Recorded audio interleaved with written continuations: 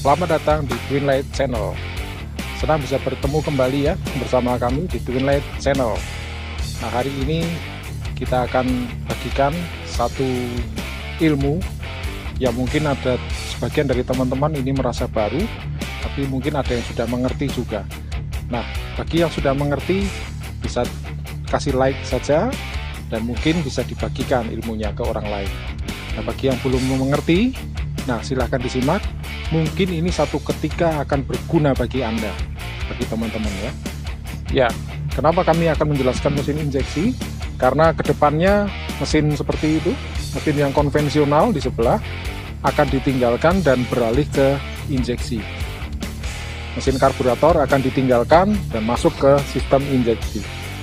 Kalau teman-teman mampu melakukan perubahan atau ada keinginan untuk berubah. Tapi kalau yang tetap mau bertahan ke karbu, ya itu tidak masalah. Nah, tapi kalau sudah mau masuk ke dunia injeksi, teman-teman harus tahu ilmu yang satu ini yang akan kami bagikan. Jadi mesin injeksi, mesinnya saja secara mekanik sebenarnya hampir sama dengan mesin yang konvensional, cuma diatur secara elektrik dan computerized. Ada ECU, ada beberapa sensor-sensornya yang ada di mesin. Kalau teman-teman perhatikan ya, mesin injeksi di rumah pasti ada beberapa sensor. Nah, hari ini saya akan bagikan bagaimana mesin injeksi itu bekerja, bagaimana komputer itu bisa mengerti data-data yang diinputkan oleh beberapa sensor. Ada sensor O2 sensor, ada air mass sensor, ada berbagai macam sensor yang akan menginput data. Nah, nanti teman-teman bisa tahu bagaimana mereka bekerja. Dan satu lagi, teman-teman juga akan belajar bagaimana caranya membaca grafik yang dibaca oleh OBD2. Jadi teman-teman kalau punya mobil injeksi jangan ragu untuk beli alat scanner, karena alat scanner sangat penting. Jadi sekarang bukan zamannya lagi tebak-tebak. Analisa boleh, tapi tebak-tebak tidak boleh. Analisa pun harus ada datanya. Datanya apa? Datanya dari OBD2 yang dicolok ke mobil kita dan akan muncul di sana gambarnya. Muncul gambarnya, kalau teman-teman tidak bisa membaca akan menjadi percuma. Makanya hari ini kita akan bagikan satu ilmu yang sangat penting dan jangan di skip karena mungkin akan berguna bagi teman-teman dan orang di sini dan orang-orang mungkin akan mengerti ya. Orang-orang akan jadi mengerti 1-2 tahun atau 3 tahun lagi rahasianya. Jadi teman-teman masih fresh ilmunya, seger, dan ini ilmunya tidak murah karena kami dapatnya dengan mahal teman-teman ya. Jadi kami bagikan hari ini untuk teman-teman secara cuma-cuma. Jadi jangan di skip, kita ikuti penjelasannya. Saya akan berupaya menjelaskan sejelas-jelas mungkin dengan bahasa yang mudah dimengerti. Terima kasih. Oke, kita langsung masuk ke pengetahuan ya, ilmunya. Intinya inti ya. Nah, ini jadi sebuah mesin ya. Saya gambarkan seperti ini aja. Sebuah mesin. Dia ada saluran, taruhlah ini input ya. Ini throttle body. Oke. Kemudian ini ada hostnya. Kemudian di sini biasanya ada MUF sensor. Ini mobil yang baru ya. Mobil yang baru seperti ini. Ada MUF sensor atau mass airflow sensor di sini. Kemudian ada throttle body, kemudian ada juga yang menggunakan di sini di pas vakumannya yang diukur, namanya MUP sensor. Nah, tinggal mobilnya teman-teman yang seperti apa. Jadi MUP hampir sama fungsinya ya, keperuntukannya. Kalau cara kerjanya berbeda tapi peruntukannya hampir sama. Kemudian ada di sini downpipe atau exhaust ya. Ya, seperti inilah kurang lebih ya. Nah, di sini ada O2 sensor. Ya. Mesin kita seperti ini. Kemudian ada ECU.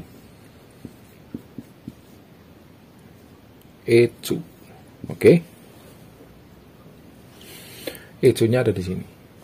Nah, sekarang kita akan pahami bagaimana kita cara melihat atau mengerti ECU bekerja, supaya kalau ada kerusakan kita tidak salah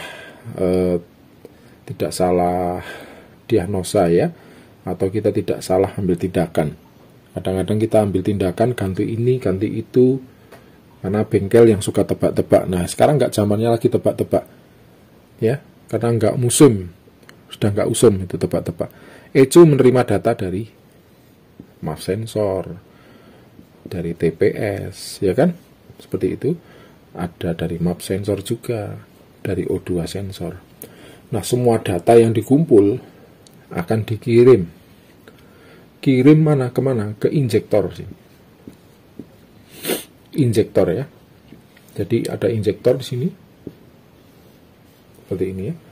Nah, data ini akan dikirim ke injektor untuk berapa jumlah bensin yang akan disemprotkan supaya menjadi tetap ideal. Nah, yang patut diingat bahwa ECU itu adalah idealisme. Dia selalu kepinginnya 14,7 dibandingkan 1. Campuran bahan bakar dan udaranya. Selalu seperti itu yang diharapkan oleh ECU, yang diminta oleh ECU, apapun kondisinya.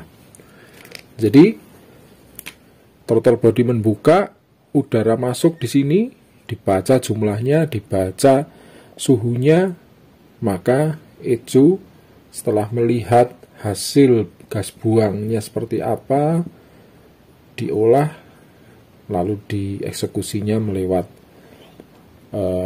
injektor.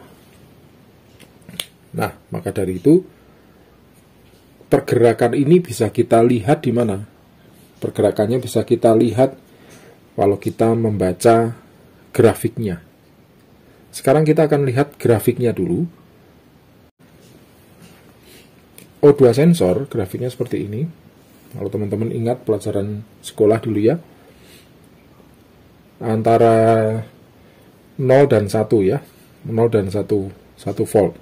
Cuma karena kita cari titik amannya 9 ya.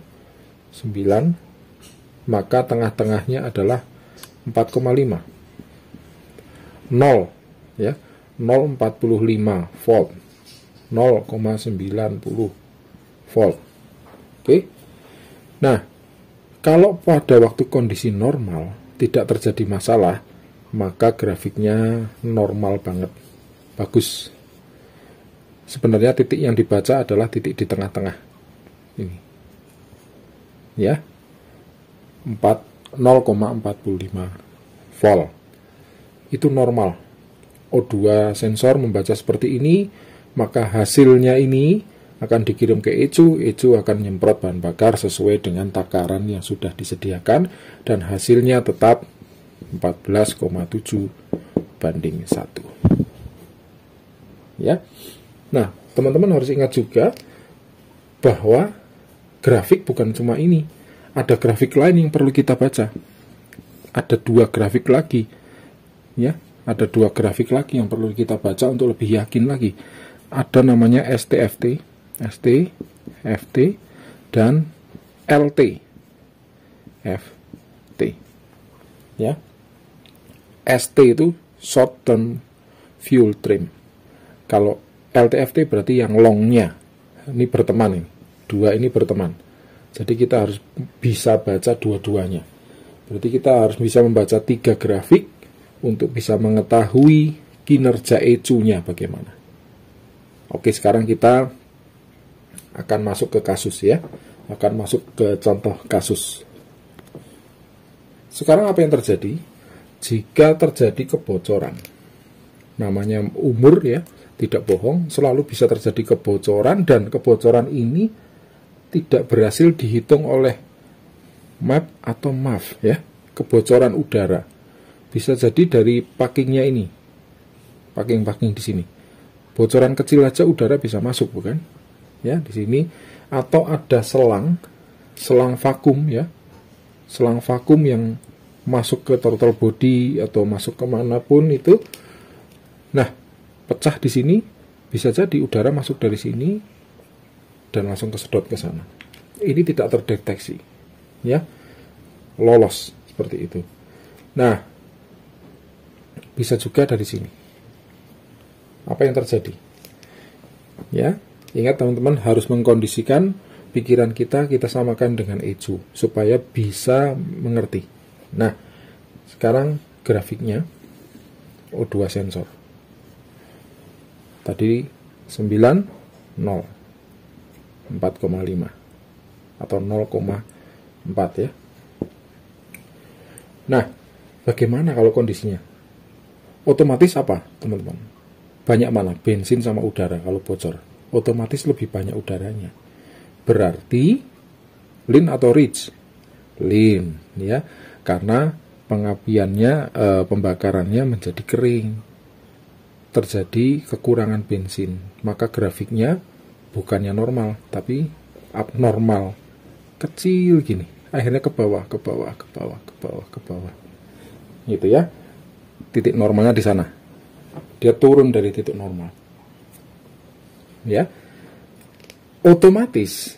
Nah, otomatis itu bagaimana supaya tercapai nilai maksimal tadi? Supaya tercapai nilai maksimal. Otomatis harus bagaimana?